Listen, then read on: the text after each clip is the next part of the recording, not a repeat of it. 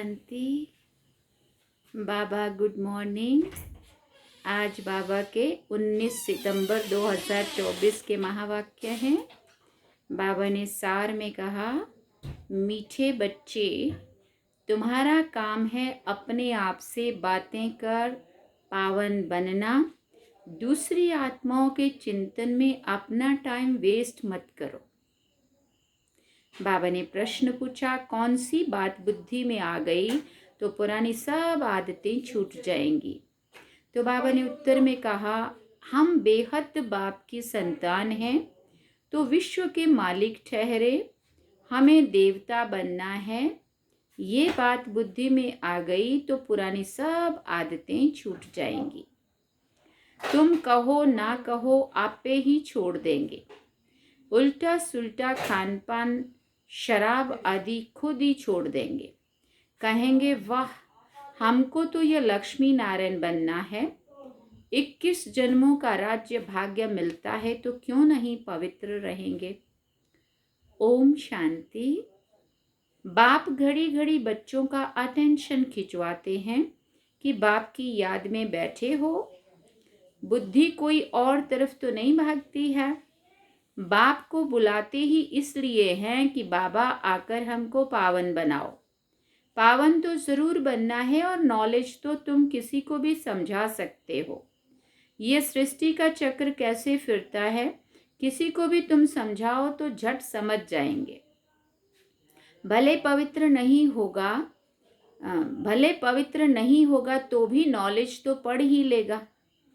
कोई बड़ी बात नहीं है। 84 का चक्र तो हर एक युग की इतनी आयु है, इतने जन्म होते हैं, कितना सहज है। इनका कनेक्शन याद से नहीं है, ये तो है पढ़ाई।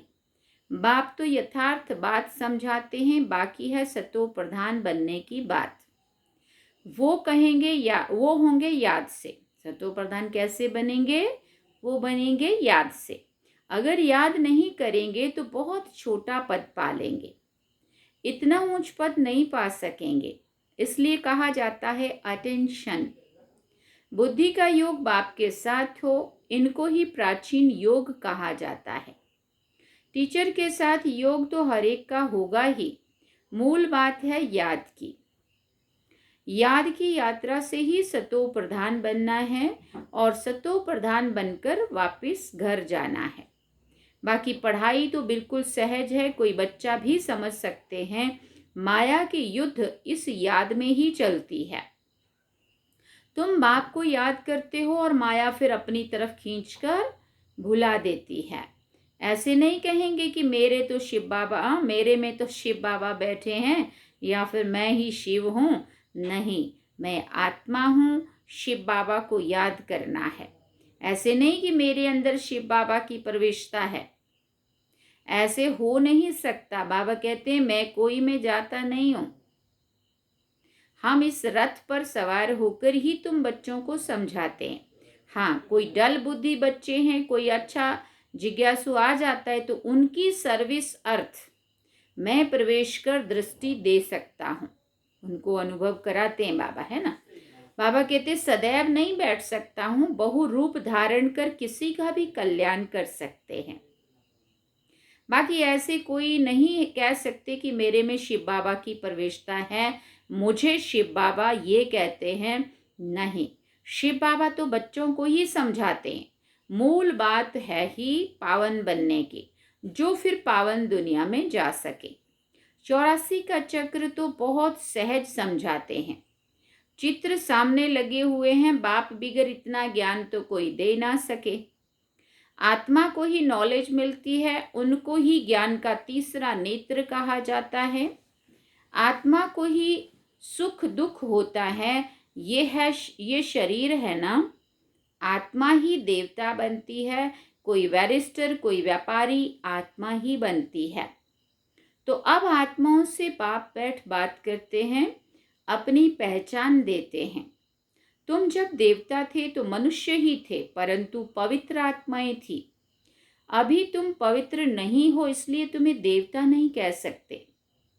अब देवता बनने के लिए क्या करना पड़ेगा? बाबा ने कहा पवित्र ज़रूर बनना है।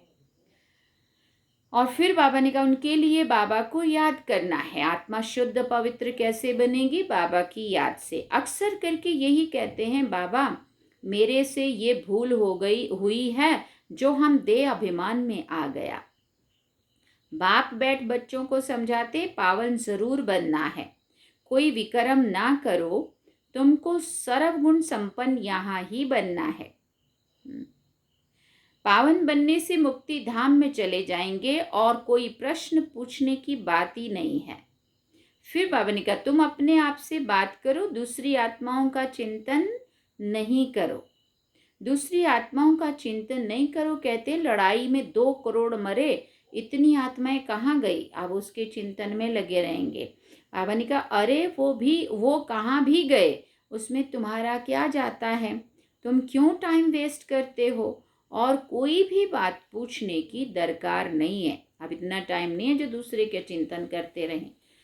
बाबा ने कहा और बातों में जाने से मूंझ पड़ेंगे। कोई को पूरा उत्तर नहीं मिलता है तो मूंझ पड़ते हैं ना। बाप कहते हैं मन मना भव, देह सहित देह के सब संबंध छोड़ो, मेरे पास ही तुमको आना है। मनुष्य मरते हैं तो जब शमशान में ले जाते हैं उस समय मुंह इस तरफ और पांव उस शमशान की तरफ रखते हैं। फिर जब शमशान के पास पहुंचते हैं तो पांव इस तरफ कर देते हैं और मुंह शमशान की तरफ कर देते हैं। ऊपर में कोई पतित जा नहीं सकते हैं। पावन बनने के लिए बुद्धि का योग बाप के साथ लगाना है। बाप के पास मुक्ति धाम में जाना है। पतित है इसलिए बुलाते हैं, हम पतितों को आकर पावन बनाओ, फिर कहेंगे लिबरेट करो। तो बाप कहते हैं अब पावन बनो, पवित्र बनो। उसमें ही कल्प समझाएंगे। जो भाषा इनकी होगी उसमें ही समझाएंगे ना, इनकी माना ब्रह्मा बाबा की। ऐसे नहीं कि भाषा बदली हो सकती है, नहीं। संस्कृत भाषा आदि कोई देवताओं की भाषा नहीं है। हिंदू धर्म की संस्कृत नहीं है, हिंदी होनी चाहिए। हिंदू धर्म की बाबा कहते हैं हिंदी होनी चाहिए। फिर संस्कृत क्यों उठाते हैं? तो बाप समझाते हैं यहाँ जब बैठते हो तो बाप की याद में ही बैठना है और कोई बातों में तुम जाओ ही नहीं। इतने मच्छर निकलते हैं, कहाँ जाते हैं? अर्थक्वेक में ढेर के ढेर फट से मरते हैं। आत्माएं कहाँ जाती हैं? बाबा ने कहा इसमें तुम्हारा क्या जाता है? तुमको बाप ने श्रीमत दी है कि अपनी उन्नति के लिए पुरुषार्थ करो, औरों के चिंतन में मत जाओ। ऐसे तो अनेक बातों का चिंतन हो जाएगा। बस तुम मुझे याद करो, जिसके लिए बुलाया है उस युक्ति में चलो। तुम्हें बाप से वर्षा लेना है और बातों में नहीं जाना है। इसलिए बाबा घड़ी घड़ी कहते हैं अटेंशन। कहाँ बुद्धि तो नहीं जाती है? भगवान की श्रीमत तो माननी चाहिए ना। और कोई बात में फायदा ही नहीं है। मुख्य बात है पावन बनने की। ये बात पक्की याद रखो। हमारा बाबा भी है, टीचर भी है, प्रिसेप्टर भी है। ये जरूर दिल में याद रखना है। बाप भी है, टीचर भी है, तो बुद्धि का योग टीचर में और पढ़ाई में भी जाता है।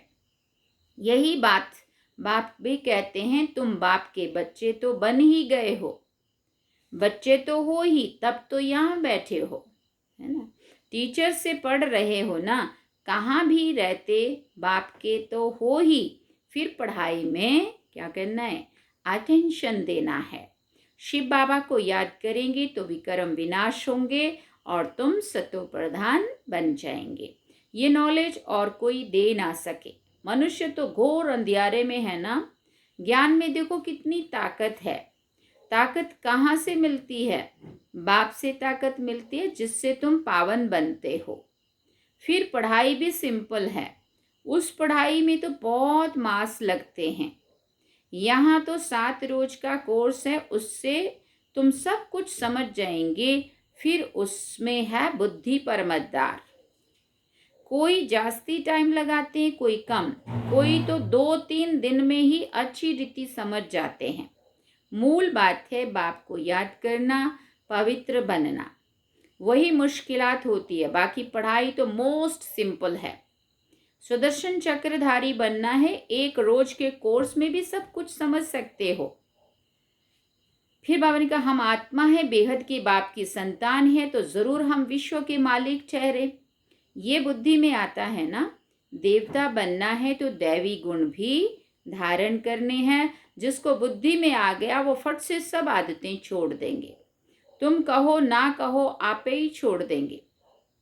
उल्टा सुल्टा खान पान शराब आदि खुद ही छोड़ देंगे। कहते हैं वाह, हमको ये बनना है, 21 जन्मों के लिए राज्य मिलता है तो क्यों नहीं पवित्र रहेंगे। चटक जाना चाहिए। बाबा कहते हैं मुख्य बात है याद की यात्रा।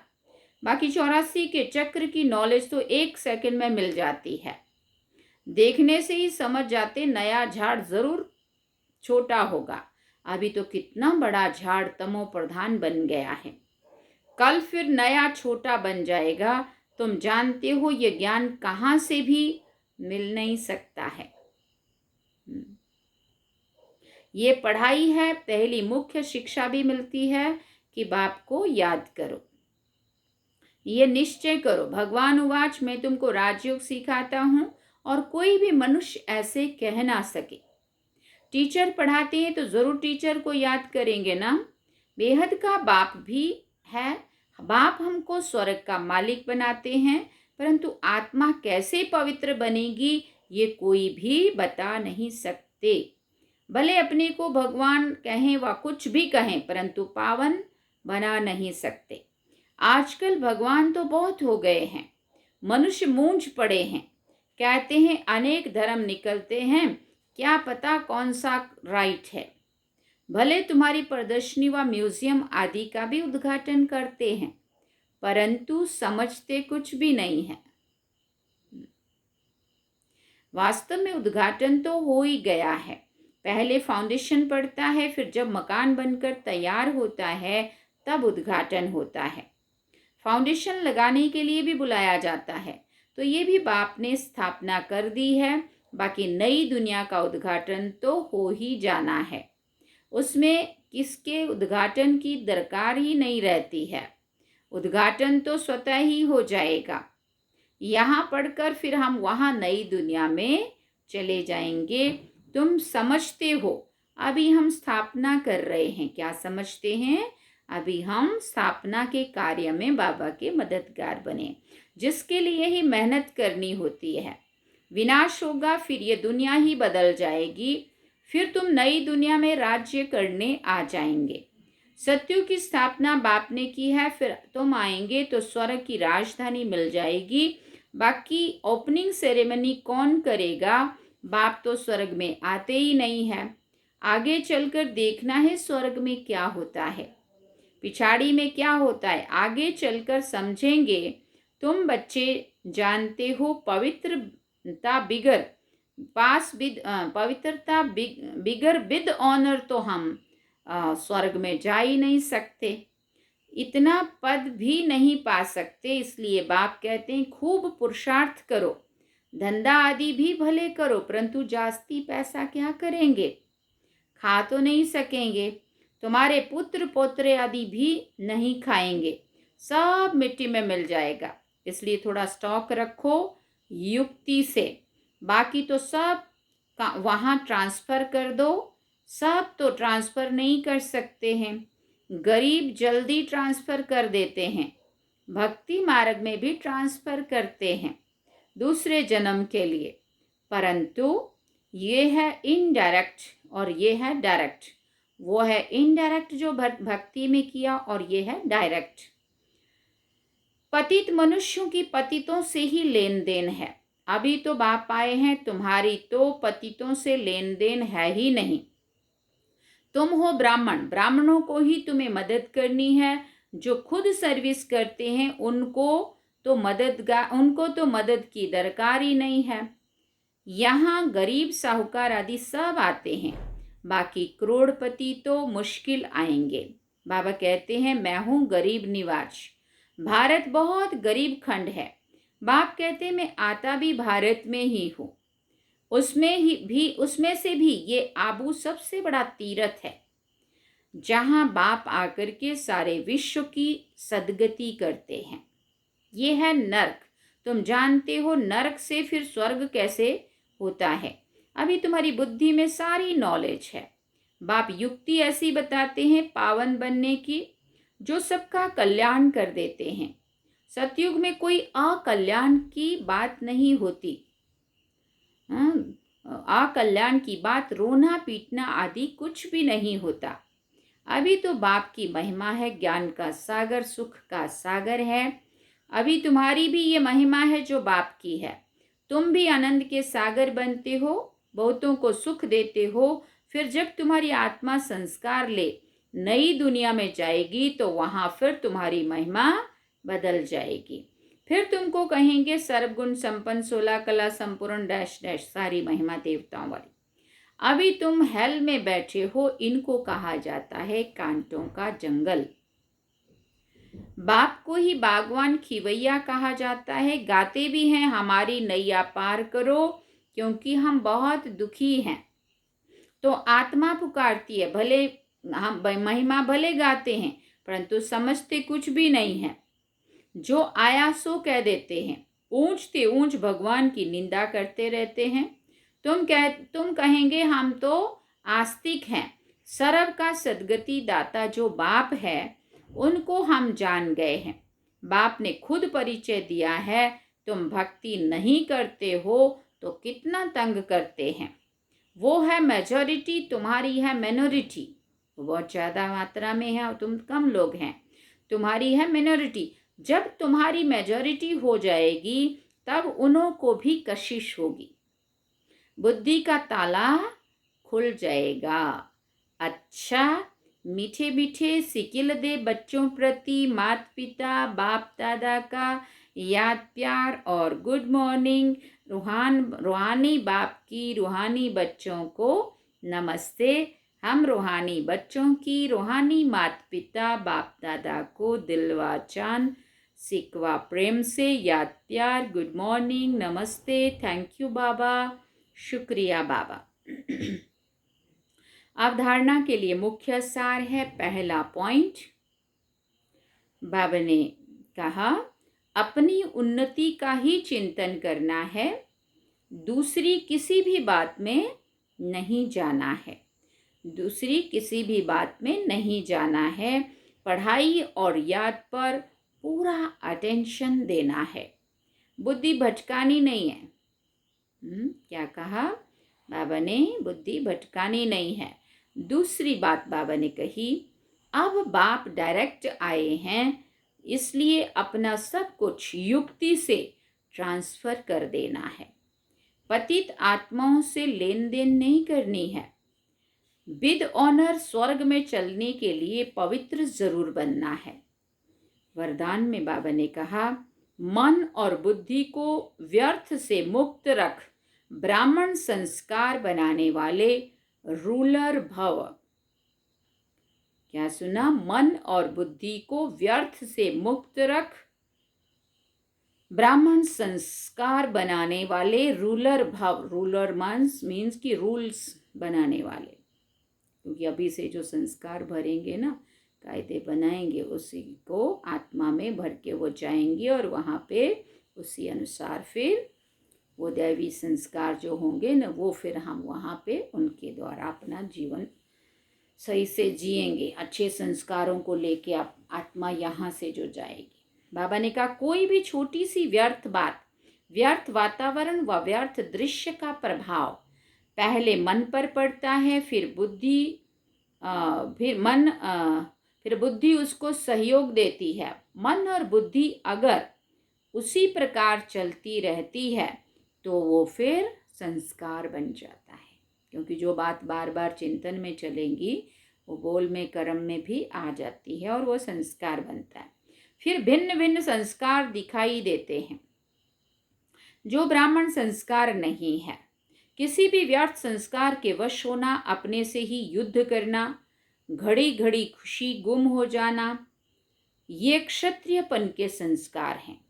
ब्राह्मण अर्थात रूलर व्यर्थ संस्कारों से मुक्त होंगे, परवश नहीं होंगे।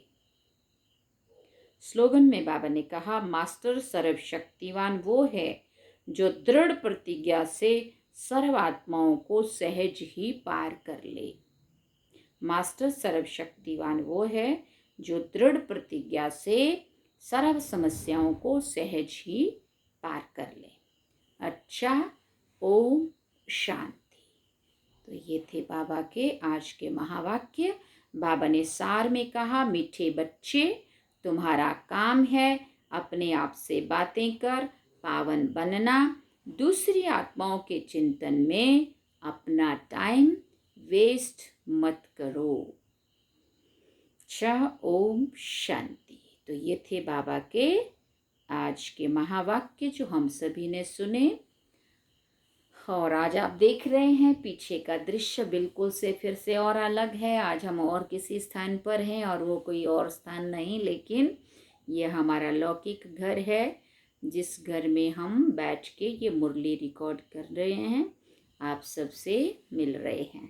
तो ये हिमाचल, बिलासपुर डिस्ट्रिक्ट हिमाचल का एक ज़िला है जहाँ पे हमारा लौकिक घर है। और ये लौकिक घर में ये बाबा का कमरा है जहाँ बैठ के हम ये आपसे मिल रहे हैं। और आज की मुरली आपने यहाँ से सुनी और शीघ्र ही हम यहाँ से अब आज निकल रहे हैं और कल की मुरली फिर आप आगे से सुनेंगे। आज हमारी रिटर्न जर्नी है। कल हम नंगल पहुँचेंगे, आज शाम को नंगल पहुँचेंगे। कल गुरुवार कल हम वहाँ से फिर आगे निकलेंगे कल रात को। और ऐसे करके फिर वापसी पे हम आपसे वहाँ से आगे से जहाँ जहाँ भी हम जा रहे हैं वहाँ से मिलते रहेंगे। और अभी हम चलते हैं बाबा की याद में। ओम शांति।